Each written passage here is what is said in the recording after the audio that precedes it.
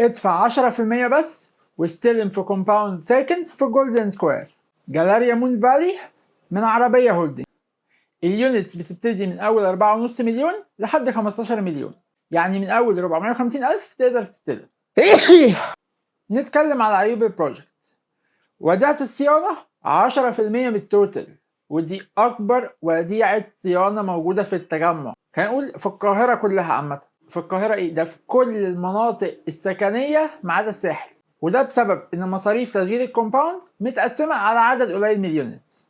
فالكومباوند حلو جدا، بس كل حاجة وليها تمنها. نسب التحميل من وجهة نظري فهي عالية شوية في البروجكت، وبما ان للاسف المتر المتعارف عليه ال100 سم مش هو المتر الفعلي اللي بيبقى على ارض الواقع، فانا مش عارف اوصفها لكم بدقة، فاعتقد محتاجين تتفرجوا على ارض الواقع بنفسكم وتحكموا.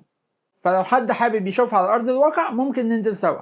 شركة عربية الكوميرشال بتاعها مش مميز مقارنة بالكوميرشالز اللي حواليها، والشركة عارفة ده كويس وشغالة عليه، بس على ارض الواقع لا، اللي حواليها متميزين عنهم بمراحل. وفي البروجكت ده صعب تلاقي ريسيل او تقريبا مستحيل، وده بسبب ان اليونتس الجديده كلها ممنوع فيها البيع لحد اكتمال الاقساط، وده شرط صعب جدا.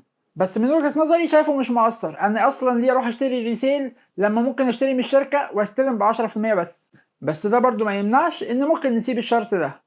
ومن هنا ببعت مسج لشركه عربيه الغوا الشرط ده، كده كده ملوش لازمه، ما نسهل على الناس، كلنا افراد وكل واحد وليه ظروفه الخاصه. فيا ريت لو الشركه شافت الفيديو ده يفتحوا الريسيل. الويندشيلد تقريبا وقع من على المايك، انفعلت قوي وخبطته.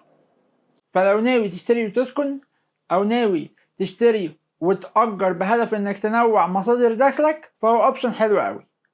لكن لو بتفكر كاستثمار